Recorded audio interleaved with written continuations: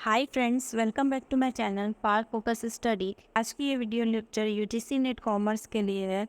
इसके unit 1 international business के एक टॉपिक इंटरनेशनल मॉनेटरी फंड के बारे में आज मैं डिस्कशन करूँगी। इंटरनेशनल मॉनेटरी फंड को स्टार्ट करने से पहले मैं उसके कुछ हिस्ट्री के बारे में आपको बताना चाहूँगी कि इंटरनेशनल मॉनेटरी फंड को क्यों एस्टेब्लिश किया गया, उसकी आखिरकार क्या उसके मकसद थे उसको एस्टेब्लिशमेंट के पीछे। ड्यूरिंग फर्स्ट वर्ल्ड वॉर जो कि 1914 टू 1918 चली, उसका बहुत ही ज़्यादा बैड इम्पैक्ट पड़ा हमारे प्रोडक्शन के ऊपर। सबसे ज़्यादा हैम्पर हमारी प्रोडक्शन हुई इस समय। प्रोडक्शन हैम्पर होने के कारण 1929 टू 1930 ग्रेट डिप्रेशन पीरियड रहा पूरे देश में। उसी के दौरान जब 1939 टू 1945 सेकेंड वर्ल्ड वॉर चला, जैसे ही सेकेंड वर्ल्ड वॉर एंड हुआ 1945 के बाद यूएसए और यूके के इकोनॉमिस्ट थे। यूएसए के इकोनॉमिस्ट मिस्टर डेक्स्टर वाइट और यूके के इकोनॉमिस्ट मिस्टर जीएम केन्स, दोनों ने मिल करके एक जॉइंट प्लान बनाया इन 1944। उन्होंने ये प्लान के लिए मीटिंग रखी 1 से लेकर के 22 जुलाई 1944 में ये मीटिंग चली यूएसए में, जिसका कंक्लूज़न ये निकला कि हम दो बॉडी को सेटअप करेंगे, आईएमएफ और वर्ल्ड बैंक, जिसे ब्रिटेन वुड्स ट्विंस भी कहा जाता है। उसी मीटिंग का ये रिज़ल्ट था। आईएमएफ को सेटअप करने के पीछे का मेन मकसद ये था कि हमारी बीओपी जो कि नेगेटिव चली गई थी, नेगेटिव जाने का कारण ये था कि डिप्रेशन का पीरियड था, तो इंपोर्ट और प्रोडक्शन हमारे देश में हो नहीं रही थी। तो इंपोर्ट हम बहुत ज़्यादा कर रहे थे और एक्सपोर्ट कुछ हो नहीं रही थी, क्योंकि हमारे पास कुछ था ही नहीं उस समय एक्सपोर्ट करने के लिए। ड्यूरिंग वर्ल्ड वॉर सब कुछ ख़त्म हो चुका था, तो बीओपी हमारी नेगेटिव हो रही थी। तो उसी नेगेटिव बीओपी को पॉजिटिव बनाने के लिए आईएमएफ की इस्टेब्लिशमेंट की गई। तो आइए हम स्टार्ट करते हैं आईएमएफ के कुछ इम्पोर्टेंट पॉइंट्स को बिना देर किए।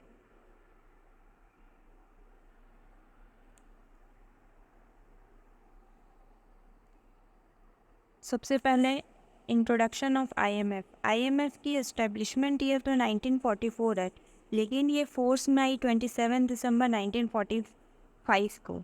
ठीक है, इसके हेडक्वार्टर वॉशिंगटन डीसी में है।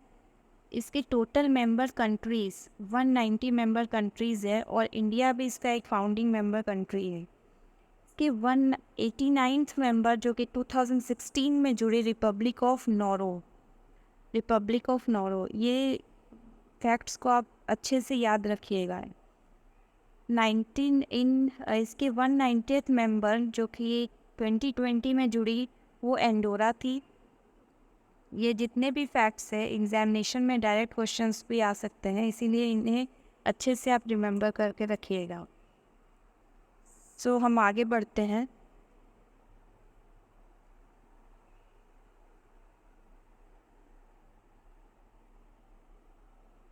आईएमएफ के ऑब्जेक्टिव्स के बारे में जानते हैं। आईएमएफ के ऑब्जेक्टिव्स क्या थी कि ये शॉर्ट टर्म लोन्स प्रोवाइड करेगा। किसी भी कंट्री को अगर शॉर्ट टर्म के लिए कोई लोन चाहिए तो वो आईएमएफ से ले सकते हैं।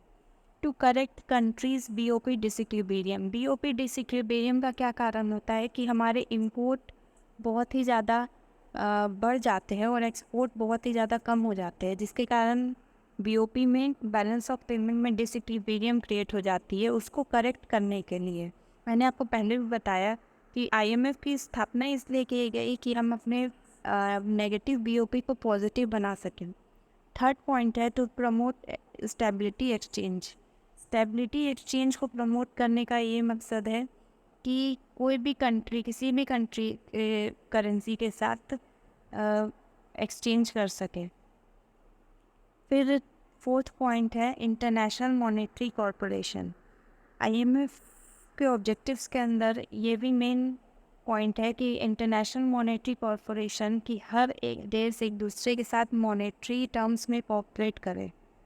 Multilateral system of payment establish करने का मतलब है कि कोई भी कंट्री किसी भी कंट्री के साथ बिना रिस्ट्रिक्शन के, बिना फॉरेन रिस्ट्रिक्शंस के वो आराम से डील कर सकें बिटवीन मेंबर कंट्रीज़, जितने भी आईएमएफ के मेंबर कंट्रीज़ हैं उनके बीच में बिना किसी रिस्ट्रिक्शंस के डीलिंग्स हो सकें।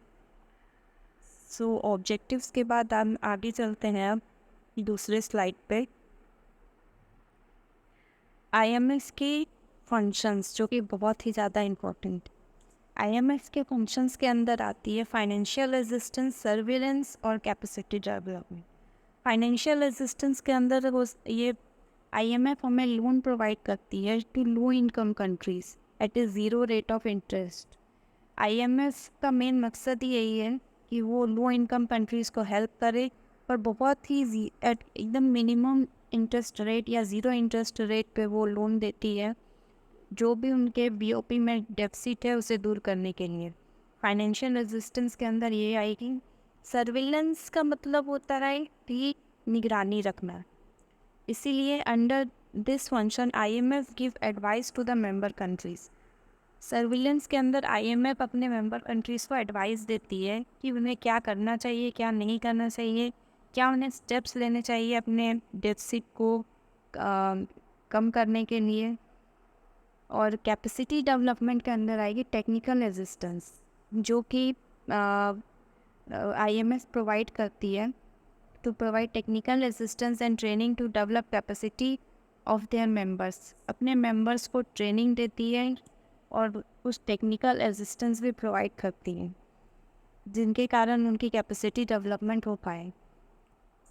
ठीक है, ये तीनों आईएमएफ के फंक्शंस है, आप याद रखिएगा, financial assistance, surveillance and capacity development. चलिए हम आगे चलते हैं। और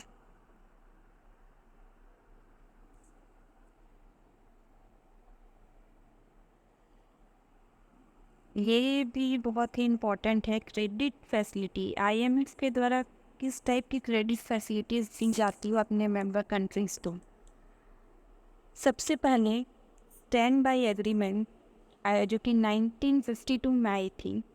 इस एग्रीमेंट के under IMF short term to medium term existence loan की एग्जिस्टेंस प्रोवाइड करती है फॉर बीओपी डेफिसिट को कम करने के लिए, और ये रीपेमेंट की टाइम 3 to 5 ईयर्स की होती है।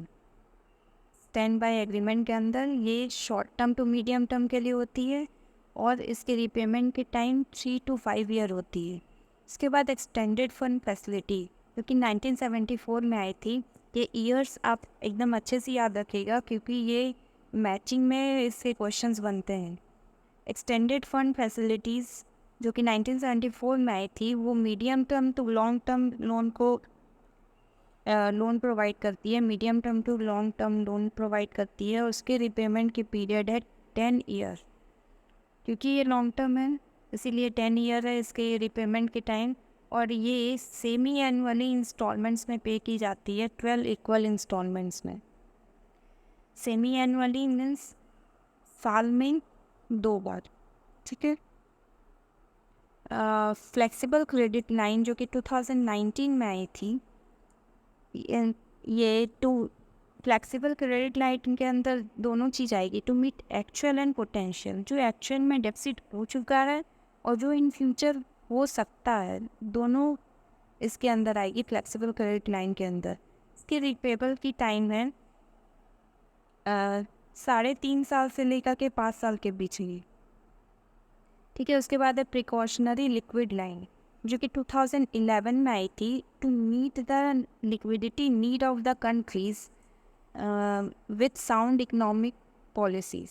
वैसी कंट्रीज़ को लोन प्रोवाइड करना जो पहले से ही इकोनॉमिकली साउंड है, लेकिन हो सकता है उन्हें भी कभी फंड की ज़रूरत पड़ जाए तो वो भी आईएमएफ से लोन ले सकते हैं ये प्रिकॉशनरी लिक्विड लाइन के अंदर, जो कि स्पेशली साउंड इकनॉमीज जो साउंड इकनॉमिक कंट्री है, जैसे कि यूएस, ये सब इनके अंदर अपने लोन ले सकती है। रैपिड फाइनेंशिंग इंस्ट्रूमेंट ये भी 2011 में ही आई थी, to provide financial assistance to country facing and urgent BOP needs. Rapid financing instrument ये अर्जेंट बीओपी नीड्स को पूरा करने के लिए आई थी कि अगर अर्जेंटली एकदम शॉर्ट टर्म बेसिस पे अगर आपको कुछ अर्जेंसी है, जो कि आईएमएफ रैपिड फाइनेंशियल इंस्ट्रूमेंट के अंदर लोन दे सकती है शॉर्ट टर्म अपने अर्जेंट पीओपी नीड्स को पूरा करने के लिए। चलिए, क्रेडिट फैसिलिटीज़ आई थिंक आपको क्लियर हो गई होगी। इसके ईयर्स बहुत ही ज़्यादा इम्पोर्टेंट है, इसीलिए आप ईयर्स को याद रखें। और ये लास्ट, इससे भी क्वेश्चन बने हैं एग्ज़ाम में, इसीलिए ये स्लाइड भी बहुत ही इम्पोर्टेंट है। इंटरनेशनल लिक्विडिटी के अंदर क्या क्या आएगी? इंटरनेशनल लिक्विडिटी के अंदर एसडीआर आएगी, स्पेशल ड्राइंग राइट्स, जो कि मेंबर कंट्रीज़ को दी जाती है, उनके पास कुछ स्पेशल ड्राइंग राइट्स होती है। गोल्ड आएगी इंटरनेशनल लिक्विडिटी में, कैश है, करेंसी है, bullions, foreign reserves, international borrowings, commercial credits और प्राइवेट होल्डिंग्स और बोरोड फंड्स, ये सारे इंटरनेशनल लिक्विडिटी के अंदर आती है। इनके नेम को आप याद रखिएगा, हो सकता है क्वेश्चन आ जाए कि कौन सा इंटरनेशनल लिक्विडिटी में नहीं आती है, ऐसे भी क्वेश्चंस आ सकते हैं एग्जाम में। एसडीआर के अंदर 5 करेंसीज आती हैं, इनसे भी एग्जाम में क्वेश्चन बने हुए हैं, तो मैंने इसे ऑर्डर वाइज ही लगाया है यहाँ पे, तो आप ऑर्डर वाइज याद रख सकते हो सकता है इसे अरेंज करने आ जाए, या हो सकता है ये पूछ ले कि कौन से इसमें से नहीं है। तो इसीलिए यूएस डॉलर इसके अंदर आएगी, एसडीआर करेंसी के अंदर यूरो आएगी, चाइनीज़ रेमनिमी आएगी, जापानीज़ येन आएगी और पाउंड स्टर्लिंग आएगी। तो इसे आप ज़रूर से याद रखें, इससे ऑलरेडी पीवाईक्यू बन चुके हैं, ठीक है। तो ये थी आज की हमारी टॉपिक इंटरनेशनल मॉनेटरी फ़ंड के ऊपर। आई थिंक ये वीडियो आपके लिए बेनिफिशियल हो, आपके एग्ज़ाम में हेल्पफुल हो। ये स्लाइड में मैंने बहुत ही लिमिटेड कंटेंट डाला है, पर इम्पोर्टेंट डाला हूँ। सो प्लीज़ चैनल के साथ जुड़े रहें और लाइक शेयर सब्सक्राइब करना ना भूलें। इस चैनल पर मैंने बहुत सारे शॉर्ट्स भी डाले हैं, अपने हैंड रिटन नोट्स, आप उससे भी जा कर के प्रेफर करें और चैनल को सब्सक्राइब करना ना भूलें। Thank you.